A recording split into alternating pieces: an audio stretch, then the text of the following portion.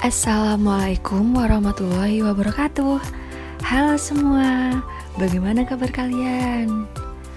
Semoga kalian semua selalu sehat dan tetap semangat walaupun di masa pandemi seperti saat ini ya. Sekarang kita akan melanjutkan pembelajaran yang sebelumnya nih. Yang sebelumnya kita sudah membahas tentang kardinalitas himpunan dan himpunan bagian. Nah, saat ini kita akan membahas tentang himpunan kuasa dan kesamaan dua himpunan. Tujuan pembelajaran kali ini yang pertama, peserta didik mampu menjelaskan himpunan kuasa dan kesamaan dua himpunan. Dan yang kedua, peserta didik mampu menyelesaikan masalah yang berkaitan dengan himpunan kuasa dan kesamaan dua himpunan. Oke, yang pertama kita akan belajar tentang himpunan kuasa. Untuk memahami konsep himpunan kuasa, mari kita amati dan cermati permasalahan berikut. SMPN 1 Rambi Puji akan mempersiapkan dua orang siswanya, yaitu Konita dan Zaki untuk mengikuti Olimpiade Matematika SMP tingkat provinsi. Persyaratan untuk mengikuti Olimpiade adalah sekolah boleh mengirimkan satu siswa atau lebih, dan boleh juga tidak mengirimkan wakilnya untuk mengikuti Olimpiade tersebut. Berapa banyak cara yang dilakukan SMPN 1 Rambi Puji untuk mengirimkan wakilnya dalam mengikuti Olimpiade Matematika tersebut? Berikut ini adalah alternatif penyelesaiannya. Banyak cara yang dapat dilakukan oleh SMPN 1 Rambi Puji dalam mengikuti Olimpiade Matematika tersebut. Cara yang pertama, tidak mengirimkan siswa untuk mengikuti Olimpiade. Cara yang kedua, hanya mengirimkan Konita dalam mengikuti Olimpiade.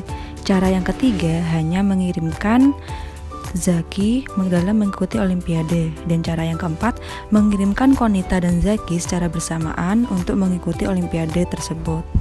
Maka ada 4 cara pengiriman yang dapat dilakukan SMPN 1 Rambi Puji untuk mengikuti Olimpiade Matematika tingkat provinsi.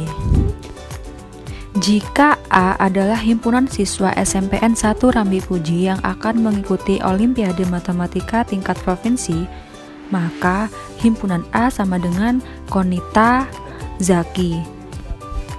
Lalu kita memisalkan keempat cara pengiriman yang dapat dilakukan oleh SMPN 1 Rambi Puji untuk mengikuti Olimpiade tersebut.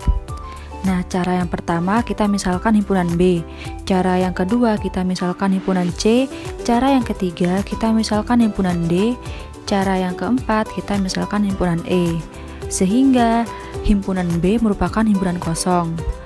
Dan anggota dari himpunan C adalah Konita, anggota dari himpunan D adalah Zaki, anggota himpunan E adalah Konita dan Zaki. Dengan demikian dapat dikatakan bahwa himpunan B merupakan himpunan bagian dari A, himpunan C merupakan himpunan bagian dari A, himpunan D merupakan himpunan bagian dari A, himpunan E merupakan himpunan bagian dari A. Nah, berdasarkan uraian tersebut, maka anggota-anggota himpunan bagian dari A adalah himpunan kosong, himpunan Konita, himpunan Zaki, himpunan Konita Zaki. Untuk lebih jelasnya lagi, mari kita amati contoh berikut. Diberikan himpunan A sama dengan 1, 3, 5. Berapa banyak semua himpunan bagian dari himpunan A? Dan sebutkan. Berikut ini adalah alternatif penyelesaiannya. Himpunan-himpunan yang merupakan himpunan bagian dari A adalah sebagai berikut. Yang pertama, himpunan bagian yang banyak anggotanya 0, yaitu himpunan kosong.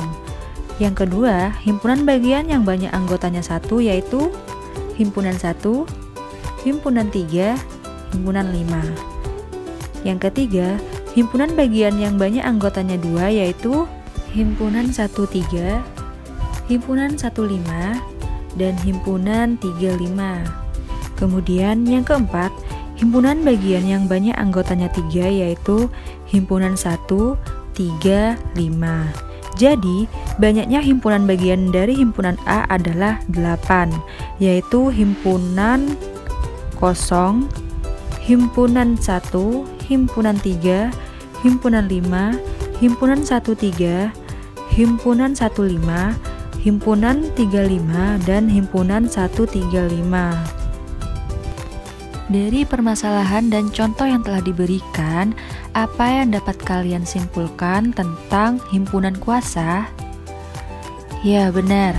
Semua himpunan bagian dari suatu himpunan dinamakan himpunan kuasa. Dan himpunan kuasa dari himpunan A adalah himpunan-himpunan bagian dari A dan dilambangkan dengan P dalam kurung A. Banyak anggota himpunan kuasa dari himpunan A dilambangkan dengan N dalam kurung P dalam kurung A. Untuk mengetahui himpunan-himpunan bagian dari suatu himpunan dan banyak semua himpunan bagiannya, mari kita menalar. Coba perhatikan tabel tersebut. Pada himpunan kosong, maka banyak anggotanya adalah 0. Mengapa? Karena himpunan kosong merupakan himpunan yang tidak memiliki anggota. Dan himpunan-himpunan bagian dari himpunan kosong adalah himpunan kosong itu sendiri. Jadi banyak himpunan bagian atau NPA-nya adalah 1, atau dapat dituliskan 2/0. Kemudian himpunan A, maka banyak anggotanya adalah 1. Dan himpunan-himpunan bagiannya adalah himpunan kosong dan himpunan A, sehingga NPA-nya adalah 2, atau dapat dituliskan 2/1. Kemudian himpunan A, B, maka banyak anggotanya adalah 2. Himpunan-himpunan bagiannya adalah himpunan kosong, himpunan A, himpunan B, himpunan AB, sehingga NPA-nya adalah 4 atau dapat dituliskan 2/2. Kemudian himpunan A, B, C, maka banyak anggotanya adalah 3. Dengan himpunan-himpunan bagiannya adalah himpunan kosong, himpunan A, himpunan B, himpunan C, himpunan AB, himpunan AC, himpunan BC, himpunan ABC, sehingga NPA-nya adalah 8 atau dapat dituliskan 2/3. Kemudian himpunan ABCD, maka banyak anggotanya adalah 4. Dengan himpunan-himpunan bagiannya adalah himpunan kosong, himpunan A, himpunan B, himpunan C, himpunan D, himpunan AB, himpunan AC, himpunan AD, himpunan BC, himpunan BD, himpunan CD, himpunan ABC, himpunan ABD, himpunan ACD, himpunan BCD, dan himpunan ABCD. Sehingga banyak himpunan bagian atau NPA-nya adalah 16 atau dapat dituliskan 2/4. Dan seterusnya hingga sampai ke himpunan yang banyak anggotanya adalah N, sehingga dapat tuliskan bahwa banyak himpunan bagian NPA-nya itu sama dengan 2/N. Kemudian, berdasarkan pada pola tersebut dapat diperoleh kesimpulan tentang himpunan kuasa adalah sebagai berikut. Misalkan A himpunan dan P dalam kurung A adalah himpunan kuasa A. Jika N dalam kurung A sama dengan N bilangan caca, maka N dalam kurung P dalam kurung A sama dengan 2/N. Rumus 2/N sebenarnya berkaitan dengan segitiga Pascal. Coba perhatikan segitiga Pascal berikut. 1, 1, 1, 1, 2, 1, 1, 3, 3, 1. Baris 1 menandakan banyak anggota himpunannya adalah 0. Baris 1, 1 menandakan bahwa banyak anggota himpunannya adalah 1. Baris 1, 2, 1 menandakan bahwa banyak anggota himpunannya adalah 2. Baris 1, 3, 3, 1 menandakan bahwa banyak anggota himpunannya adalah 3. Pola bilangan pada segitiga Pascal di gambar itu ditunjukkan untuk himpunan dengan 3 anggota, yaitu 1, 3, 3, 1. Makna dari masing-masing bilangan tersebut adalah banyak himpunan bagian yang mempunyai 0 anggota adalah 1. Banyak himpunan bagian yang mempunyai 1 anggota adalah 3. Banyak himpunan bagian yang mempunyai 2 anggota adalah 3. Dan banyak himpunan bagian yang mempunyai 3 anggota adalah 1. Jadi, banyak himpunan bagian dari himpunan dengan 3 anggota adalah 8, yaitu 1 ditambah 3 ditambah 3 ditambah 1, atau 2/3 sama dengan 8. Nah, sudah mulai paham kan apa itu himpunan kuasa dan bagaimana cara menentukan himpunan kuasa dari suatu himpunan? Oke, selanjutnya kita akan bahas tentang kesamaan dua himpunan. Kapan sih dua himpunan itu dikatakan sama? Nah, untuk lebih jelasnya lagi, mari kita amati tabel berikut. Mari kita lihat yang nomor 1. Himpunan A 1, 2, 3. Himpunan B 1, 2, 3. Himpunan A dan himpunan B merupakan himpunan yang sama. Mengapa? Karena himpunan A merupakan himpunan bagian dari B dan himpunan B juga merupakan himpunan bagian dari himpunan A. Sehingga A sama dengan B. Lalu kita lihat yang nomor 4. Himpunan A, A, B, C, himpunan B 1, 2, 3. Himpunan A dan himpunan B dikatakan himpunan yang tidak sama. Mengapa? Karena himpunan A bukan himpunan bagian dari B dan himpunan B juga bukan himpunan bagian dari himpunan A, sehingga A tidak sama dengan B. Untuk lebih jelasnya lagi, mari kita amati contoh berikut. Diketahui himpunan A sama dengan H, A, R, U, M dan himpunan B sama dengan M, U, R, A, H.